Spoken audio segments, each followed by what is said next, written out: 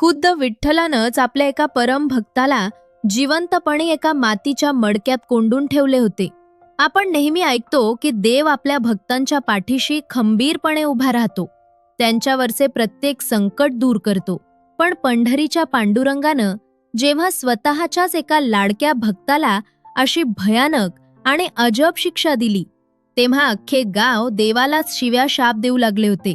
हा कसला तुझा न्याय पांडुरंगा, असे लोक उघडपणे विचारू लागले होते. पण या घटनेच्या शेवटी जे घडले ते पाहून साक्षात ब्रह्मदेवही थक्क झाले होते. आज मी तुम्हाला हीच अंगावर काटा आणणारी गोष्ट सांगणार आहे. पंढरपूर जवळच्या एका लहानशा गावात नामदेव नावाचा एक कुंभार राहायचा. हा नामदेव म्हणजे विठ्ठलाचा असा काही वेडा भक्त होता की विचारू नका. तो नुसता देवळात जाऊन हात जोडणारा किंवा फक्त सणावारी देवाला आठवणारा भक्त नव्हता. तो जेव्हा माती मळायचा, चाक फिरवायचा, मडकी घडवायचा, तेव्हा तो सतत विठ्ठलाशी गप्पा मारायचा. जणू काही विठ्ठल त्याचा सख्खा मित्रच आहे. त्याचे आयुष्य एकदम साधे आणि सरळ चालले होते. तो आपल्या कामात आणि भक्तीत पूर्णपणे मग्न असायचा. पण एकदा पंढरपूर आणि आजूबाजूच्या परिसरात भयंकर दुष्काळ पडला. पाण्याचा एक थेंब मिळेनासा झाला. जमिनीला मोठ्या भेगा पडल्या. चंद्रभागेचे पात्र पूर्णपणे कोरडे पडले. लोक अन्ना वाचून आणि पाण्या वाचून तडफडून मरू लागले. लहान मुले पाण्यासाठी रडत होती. जनावरे रस्त्यावर कोसळू लागली. सगळीकडे नुसता हाहाकार माजला होता. झाडांची पाने सुकून गेली होती. अशा वेळी हताश झालेले गावकरी नामदेवाकडे आले. ते त्याला रागानं आणि निराशेनं म्हणाले की अरे नामदेवा, तू तर स्वतःला देवाचा खूप जवळचा मित्र समजतोस ना, मग तुझा देव आम्हाला असा त्रास का देतोय? तू त्याला सांगून हा दुष्काळ का थांबवत नाहीस? तुझी भक्ती जर खरी असेल तर आता देवाला हाक मार. गावकऱ्यांची ती भयानक अवस्था पाहून नामदेवाला खूप वाईट वाटले. त्यानं डोळे मिटले आणि अगदी मनापासून आपल्या लाडक्या विठ्ठलाचा धावा सुरू केला. त्याच्या हाकेला ओ देऊन अचानक तिथे विठ्ठल प्रकट झाला. पण तो नेहमीच्या राजस रूपात नव्हता. तो एका सावळ्या मजुराच्या रूपात तिथे आला होता. त्यानं नामदेवाला पाहिले आणि तो म्हणाला की नामदेवा, मी नक्की पाऊस पाडेन. हा सगळा दुष्काळ मी एका झटक्यात संपवून टाकेन. पण त्या बदल्यात तुला माझी एक अतिशय कठीण अट पूर्ण करावी लागेल. नामदेवानं विचारले की कोणती अट आहे? तेव्हा विठ्ठलानं जे सांगितले ते ऐकून कोणाच्याही पायाखालची जमीन सरकेल.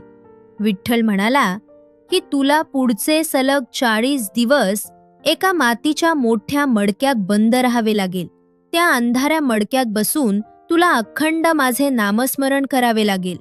जर तू चुकूनही बाहेर आलास किंवा तुझे थोडे जरी ध्यानभंग पावले तर हा गाव कधीच सुखी होणार नाही आणि हा दुष्काळ कायम राहील. नामदेवानं एका सेकंदाचाही विचार न करता तात्काळ होकार दिला. स्वतः विठ्ठलानं एका मोठ्या मडक्यात नामदेवाला बसवले आणि वरून मातीचे भक्कम झाकण लावून ते मडके पूर्णपणे बंद करून टाकले. आत पूर्ण अंधार होता. हवा यायलाही धड जागा नव्हती. दिवस उलटत गेले. बाहेर कडक ऊन पडत होते. मडके भट्टिकल्यासारखे तापत होते. आत नामदेवाची काय अवस्था होत असेल याचा विचार करूनच अंगावर काटा येतो. अन्न नाही, पाणी नाही, फक्त विठ्ठलाचे नाव. गावकरी रोज त्या मडक्याकडे बघायचे आणि म्हणायचे की हा नामदेव नक्कीच वेडा झालाय. देवानं त्याला मूर्ख बनवून फसवले आणि आता तो आत गुदमरून मरणार. काही लोक म्हणायचे की हा कसला देव जो स्वतःच्या भक्ताचा जीव घ्यायला बसलाय. असं करता करता 39 दिवस उलटले. गावकऱ्यांचा संयम आता पूर्णपणे सुटला होता. त्यांना वाटले की नामदेव आता आत जिवंत नसेल. त्यांनी ते मडके फोडून त्याला बाहेर काढण्याचा निर्णय घेतला. काही लोकांनी मोठे दगड उचलले आणि त्या मडक्यावर मारण्यासाठी पुढे आले. जसा पहिला दगड त्या मातीच्या मडक्याला लागला तसा एक भयानक मोठा आवाज झाला. त्या मडक्यातून अचानक वीज चमकावी तसा एक प्रचंड तेजस्वी प्रकाश बाहेर आला. लोकांचे डोळे दिपून गेले. ते मडके फुटले आणि आतून जे दृश्य दिसले ते पाहून सगळे गावकरी जमिनीवर कोसळले. आत नामदेव नव्हता, त्या जागी साक्षात विठ्ठलाच्या रूपातील एक सुंदर मूर्ती उभी होती. नामदेवाची भक्ती इतक्या पराकोटीला पोचली होती की त्या अंधाऱ्या मडक्यात त्यानं स्वतःला पूर्णपणे विठ्ठलमय करून घेतले होते. त्याचे स्वतःचे अस्तित्व संपून तोच देव झाला होता. आणि त्याच क्षणी आकाशात काळेभोर ढग दाटून आले. विजा कडाडू लागल्या आणि सोसाट्याचा पाऊस पडू लागला. दुष्काळ संपला होता. काही वेळानं त्या मूर्तीतून नामदेव सुखरूप बाहेर आला. गावकऱ्यांनी देवाचे आणि नामदेवाचे पाय धरले आणि आपल्या चुकीची माफी मागितली. विठ्ठलानं यातून संपूर्ण जगाला हे सिद्ध करून दाखवले की जेव्हा एखादा माणूस स्वतःचा अहंकार पूर्णपणे विसरून स्वतःला आतून शून्य करतो, अगदी त्या मडक्यातील रिकाम्या जागेसारखा, तेव्हा तिथे साक्षात ईश्वर वास करतो. जेव्हा आयुष्यात सगळीकडून अंधार दाटून येतो आणि आपल्याला वाटते की देवानं आपल्याला एका अंधाऱ्या खोलीत किंवा मडक्यात बंद करून ठेवले, तेव्हा खचून जाऊ नका. कारण त्या अंधारात देव आपल्याला शिक्षा देत नसतो, तर तो आपल्या आतली एक सुंदर मूर्ती घडवत असतो.